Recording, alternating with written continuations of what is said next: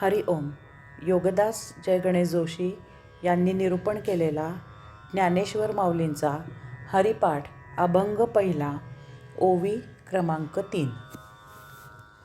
असोनी संसारी जिव्हे वेगू करी, वेदशास्त्र उभारी बाह्या सदा. असोनी संसारी जिव्हे वेगू करी, वेदशास्त्र उभारी बाह्या सदा. असोनी संसारी, संसार करून परमात्मा प्राप्त होतो. संसारी राहून परमात्मा प्राप्त करावा.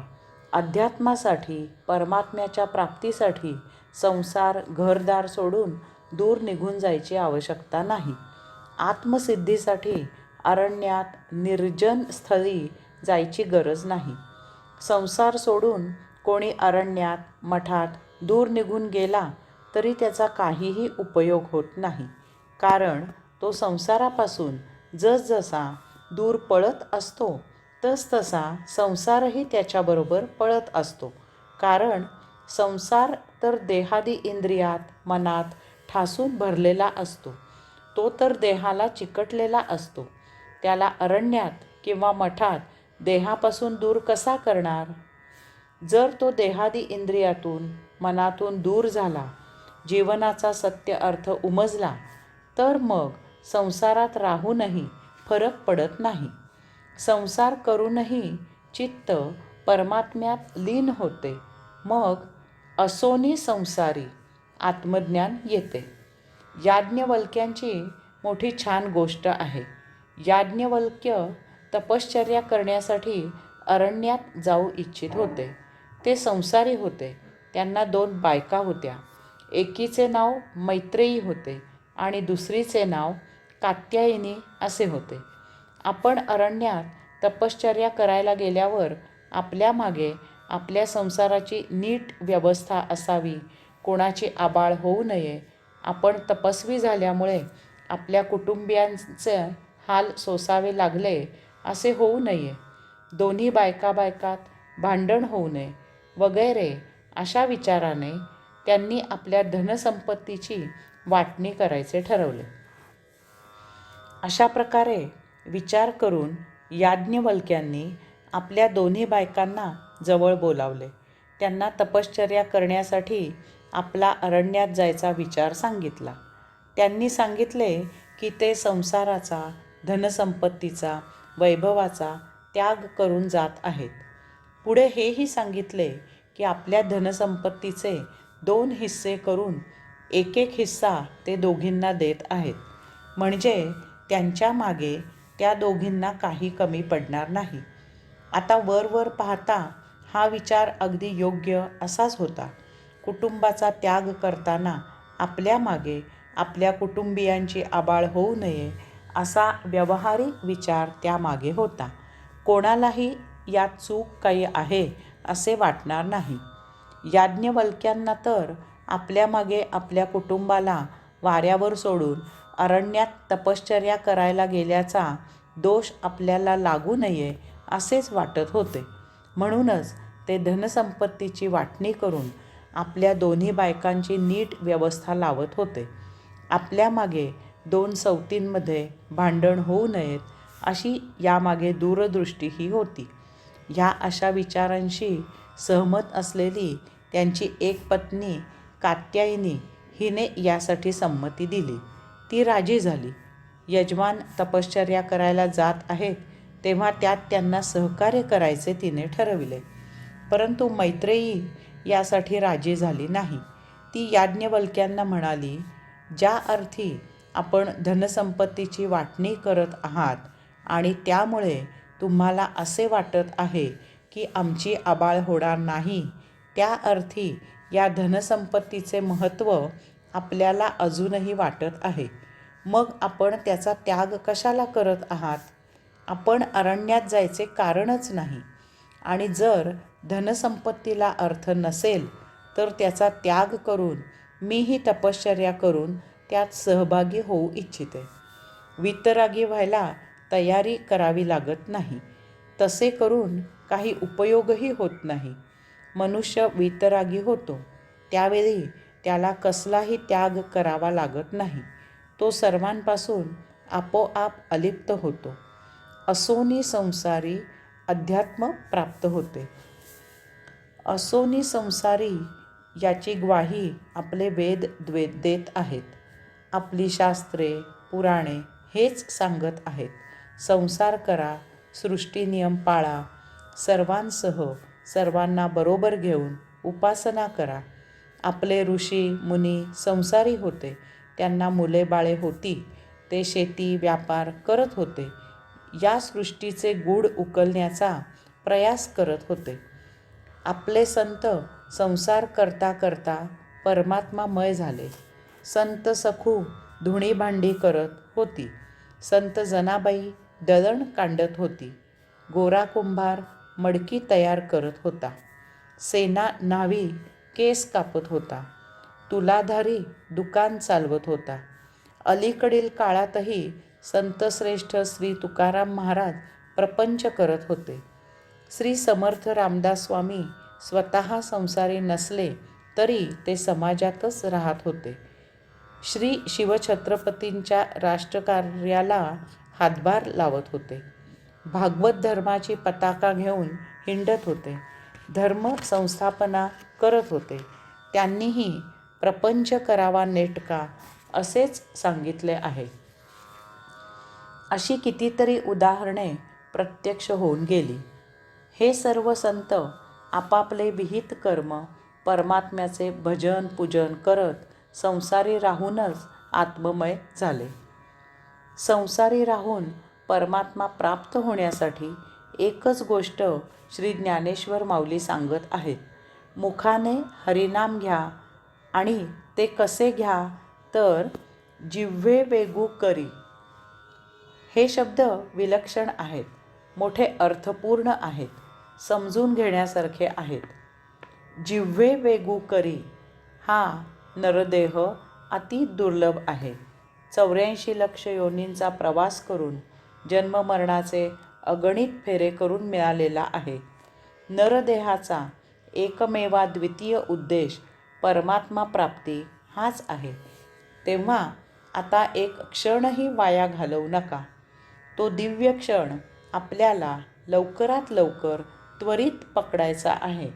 तेव्हा आता वेगू करा. आता आणखी जन्ममरणाचे फेरे घ्यायचे नाहीत. झाले तेवढे पुरे झाले. मनुष्येतर योनींमध्ये देहादी इंद्रियांचे भोग उपभोगून झाले आहेत. त्या योनी त्यासाठीच होत्या. आता या नरदेही देहभोग उपभोगले तरी ते सृष्टीनियम चालू ठेवण्यापुरतेच, देह जीवित राहण्यापुरतेच उपभोगावे. देहभोग उपभोगणे हा नरदेहाचा उद्देश नाही. आता या नरदेही या भोग वासनेत अडकू नये, गुरफटू नये, रममाण होऊ नये. नरदेहाचा उद्देश म्हणजे परमात्मा प्राप्ती. तो प्राप्त करायला आता वेगू प्रवृत्त व्हायचे आहे. यास्तव प्रत्येक क्षणी जागृत राहावे. परमात्म्याप्रत वेगू घ्यावा.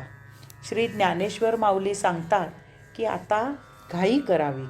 त्याच्याकडे आता वेगाने झेप घ्यावी.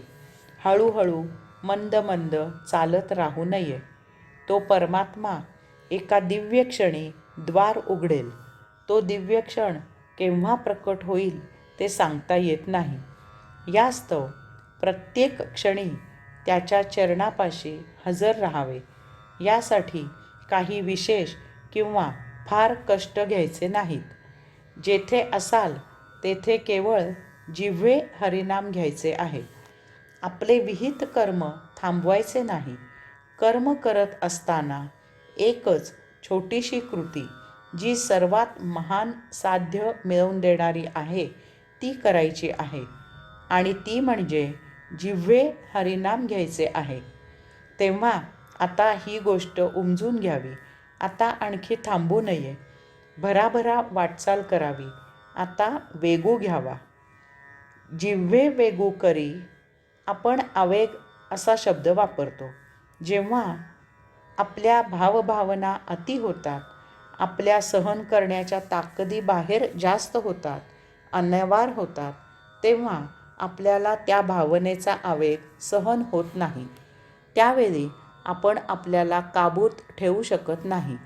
अशावेळी जर सुखद गोष्ट असेल तर आपल्याला सौख्याचे, आनंदाचे भरते येते.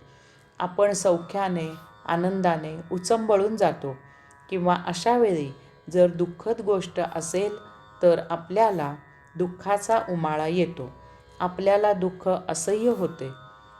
गोष्ट सुखद असो किंवा दुःखद असो, केवळ भावभावनेचाच विचार केला तर आपण बेभान होतो, हे सत्य आहे. आवेग सुखाचा असो किंवा दुःखाचा असो, जो आवेग येतो तो अंतरीचा असतो. आनंदाचे भरते किंवा दुःखाचा उमाळा हा वरवरचा नसतो. तेथे तोंडदेखलेपणा नसतो. तो आतून, अंतःकरणातून आलेला असतो. तो हृदयापासून पाझरलेला असतो. आवेग चित्तापासून उमटलेला असतो. अशावेळी देहादी इंद्रिय या आवेगात पूर्णपणे डुबून गेलेली असतात. अशावेळी प्राप्त सुखाची किंवा दुःखाची ती परिस्थिती केवळ तेवढाच विचार आपली देहादी इंद्रिये, आपला मेंदू, आपले मन करत असते. इतर कसलेही अन्य कोणतेही विचार देहादी इंद्रियांना शिवत नाहीत. श्री ज्ञानेश्वर माऊली सांगतात, हा वेगू देवाचिये द्वारी उभे राहिल्यावर असाच आला पाहिजे. देवाचिये द्वारी एकच क्षण उभे राहावे, पण कसे, तर त्या क्षणी परमात्म्याचा भाव वेगू असला पाहिजे. देहभाव विसरला गेला पाहिजे. देवाच्या भक्तीचा आवेग हृदयापासून पाझरला पाहिजे. परमात्मा प्राप्तीचे आतून वेग आले पाहिजेत. देवाशिवाय अन्य विचार येता नयेत. समुद्राच्या लाटा जशा एकामागून एक येतात, तसे देवाच्या दर्शनाचे वेग अंतःकरणातून उमटले पाहिजेत. परमात्म्याचे द्वारी मनापासून, अंतःकरणापासून उभे राहणे झाले पाहिजे. देवाचिये द्वारी सुख किंवा दुःख ह्यापैकी कोणतीच भावना नसते. तेथे फक्त परमात्म्यावरील भक्ती असते. ती अंतःकरणापासून आतून उचंबळून भरभरून आली पाहिजे. जिव्हे वेगू करी. येथे श्री ज्ञानेश्वर माऊलींनी जिव्हे असा शब्द वापरला आहे. मुखाने हरिनाम घ्यावे असे सांगून पुन्हा जिव्हे असा शब्द वापरला आहे. याला विशेष कारण आहे. जिव्हे म्हणजे ही वैखरी वाणी. मुखाने वैखरी वाणीने परमात्म्याच्या नामाचा उद्घोष करावा. हरिनाम घेताना संकोच करू नये. चार चौघात हरिनाम मोठ्याने घ्यायला लाजू नये. आपण परमात्म्याचे नाव घेत आहोत ते मोठ्या अभिमानाने, प्रेमाने आणि श्रद्धेने घ्यावे. आपण घ्यावे ते इतरांनी ऐकावे आणि तसे नाम घ्यायला इतरांना उद्युक्त करावे. श्री समर्थ रामदास स्वामी म्हणतात, प्रभाते मनी राम चिंतित जावा, पुढे वैखरी राम आधी वदावा.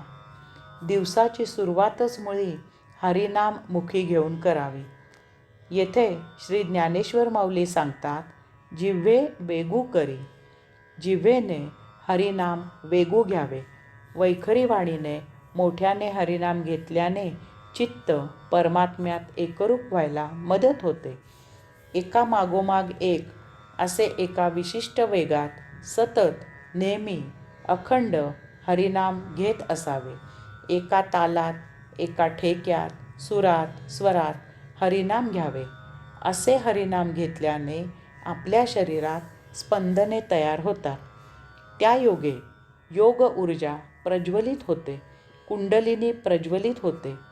जसजसे हरिनाम वैखरी वाणीने घ्यावे तसतसे एक क्षण असा येतो की आपल्याला वैखरी वाणीने हरिनाम घ्यायची गरज उरत नाही.